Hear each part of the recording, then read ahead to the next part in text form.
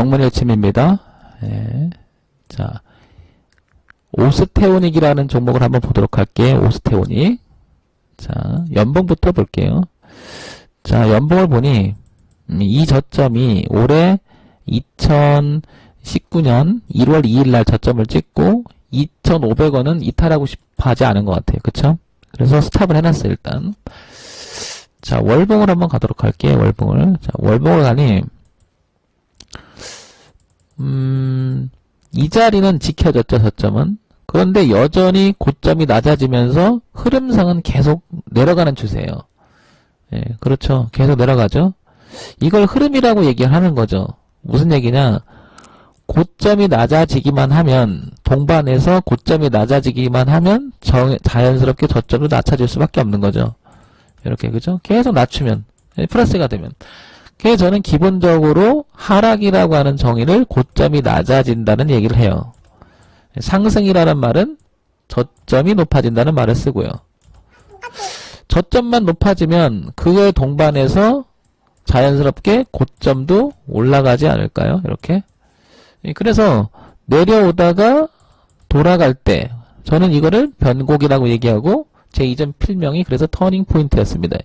터닝 포인트. 터닝 포인트를 계속 쓰다가 일반 명사 같은 사람들이 쓰지 말라고 해서 너무 그래서 안 쓰는 게 좋겠다라고 해서 지금 정문일침으로 이름을 바꿨습니다. 쭉 쓰다가 자 그러면 이 상태면은 월봉에서는 어때요? 흐름이 아직 흘러가고 있다라는 거죠. 어디까지 갈지 모르는 거죠. 자 주봉을 볼게요. 주봉을 봤더니 거래가 터지면서 아까 보지 못한 주봉의 흐름 자체를 이제는 조금 어때요? 터닝을 해놨죠. 아니야 이제 그만 내려가 하고 누군가 지켜주면서 빵 쳐놨죠. 이렇게. 그래서 저점 매수세가 들어왔다. 그러면 이 올라오면서 4,000원대는 저항을 받았어요. 그죠? 어쨌든 안착은 못했다는 사실이에요. 그죠? 윗꼬리를 살짝 달고요. 그러고 봤더니 고점이 이 자리에서도 하나 있었습니다. 이렇게. 그죠? 근데 거기서 다 만나죠. 이렇게. 그러면 저항도 만나고 추세 언저리도 만났다. 이렇게. 그죠? 그래서 걸린 것 같아요. 저는 기술적 분석을 가장 중시 여기는 이유 중에 하나가 이겁니다. 이거는 공감대라고 생각해요. 이 차트를, 이 주식을, 이 회사를 다 쳐다보겠다고요. 저만 보는 게 아니라요. 그러니까 이런 자리는 공감대. 야, 그래도 과하지 않냐? 넘어간다는 건? 그러니까 던지고. 야, 2,500원 깬다는 건 너무하지 않냐? 그러니까 사고요. 그러면 지금 이 주식은 왜 파동이라느냐? 누구는 이런 거죠. 누구는 못 가, 누구는 가. 그런데 사면서 올린다는 것은 주식에서 말하는 굉장한 의미가 있지 않을까요? 왜 사면서 올릴까요? 좋으니까. 보세요. 왜 내리면서 팔까? 나쁘니까. 그러니까 나빴다가 좋아질 때 사는 게 좋지 않을까요? 나빴다가 최소한 좋아질 때 사야 되는 거 아니냐. 저는 이런 반문을 하는 거예요. 차트라고 하는 것은 그래서 대단한 의미를 갖는 건데 사람들이 이 얘기를 하면 자꾸 차트쟁이라고 얘기를 해요.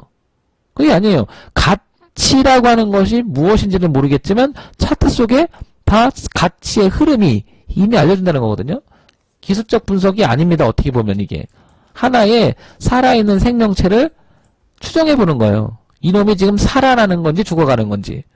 그래서 저는 주가의 파동을 살아있는 유기체와 같다라는 표현을 자주 씁니다. 살아있는.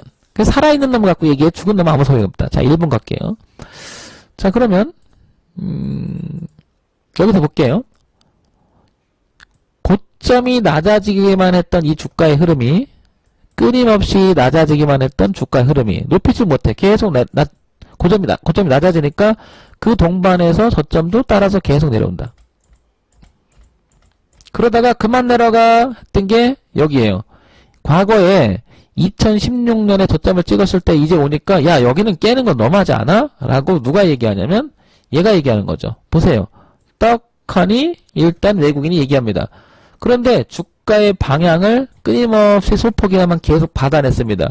여기서 멈춰두니까 나도 마찬가지야. 그래 나 더 사볼래 하고 기관이 또 들어옵니다. 이른바 두 주체 세력이 강력하게 사면서 받쳤다는 거거든요. 사면서. 그러니까 주가 여기다 갖다 놓으니까 여기 넘어가면서 어떻게 돼요? 이때부터는 주식이 한번 시세를 빵 준다. 그러니까 그 기회를 삼아서 우리의 외인 아저씨들은 갖다 판다. 그 기회 삼아서 또 빵 올리니까 어때요? 기관 아저씨로 갖다 판다. 그런데 주가가 갈 것 같으니까 우리의 개인 아저씨는 따라 붙었습니다. 보세요. 이상하게 개인들은 따라 붙었다는 생각을 지울 수 없는 거죠.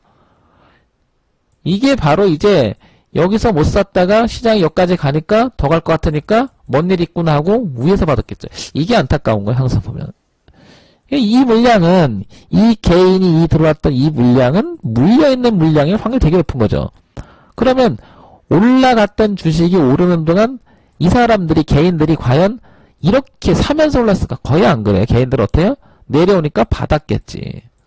그럼 어떤 형태냐면요. 요거를 추정해 볼게요. 요 봉을 1봉인데 추정해 보면 이제 분으로 가볼게요. 쪼개보는 겁니다. 자, 1분으로 가게 되면 자, 이렇게 쪼개 볼게요. 보세요. 이런 부분이죠. 여기 빵, 빵, 빵 고르죠. 갈 때는 고르다가 내려올 때는 보세요. 거의 상한가를 갔던 종목이죠. 그러니까 어떻게 돼요?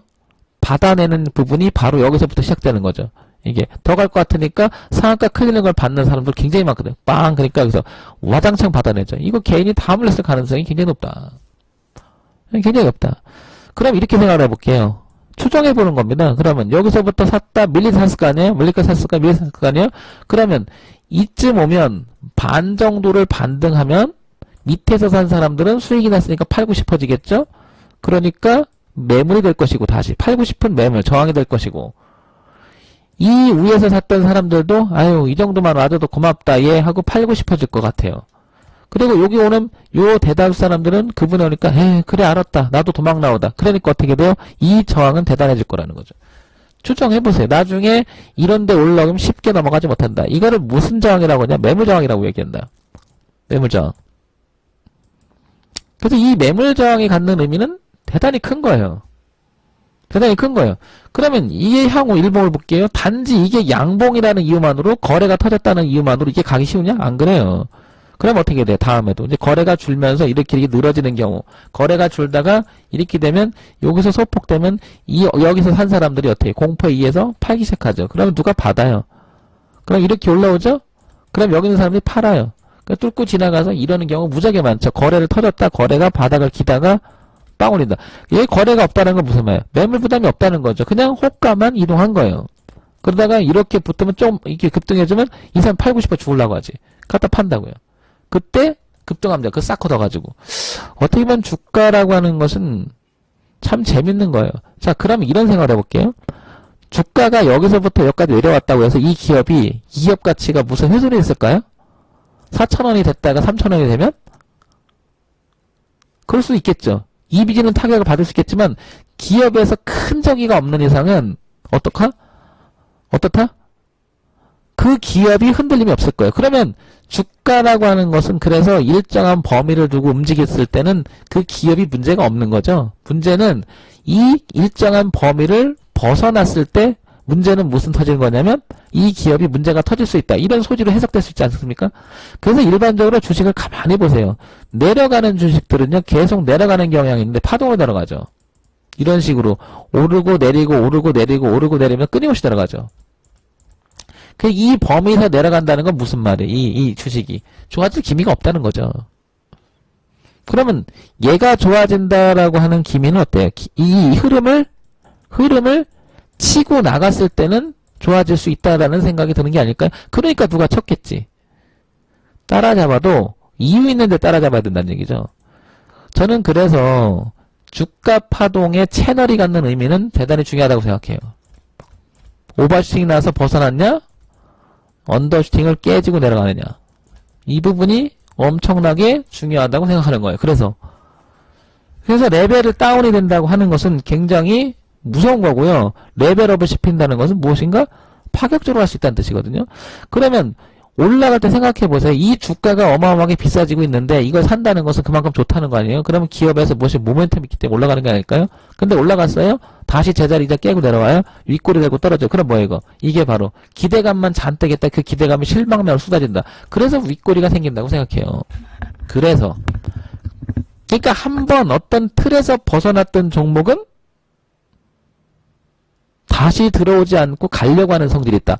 왼쪽을 잠깐 보면요. 이거 보세요. 빵 터져버리죠, 이거. 빵, 빵. 이게 무슨 말이겠냐고요. 그런데 이걸 가지고 이런 모양 가지고 주식이 갔다가 이렇게 급격히 떨어지는 거하고 이게 가치 투자하고 이게 연결이 될까요? 어떻게 보면 이 주식의 움직임은 수급의 논리와 흐름의 논리, 시장에서 공감대가 형성되는 하나의 뭐다? 그 흐름이라고 생각하는 거예요, 저는. 그래서 기술적 분석은 정말 해볼 만하다.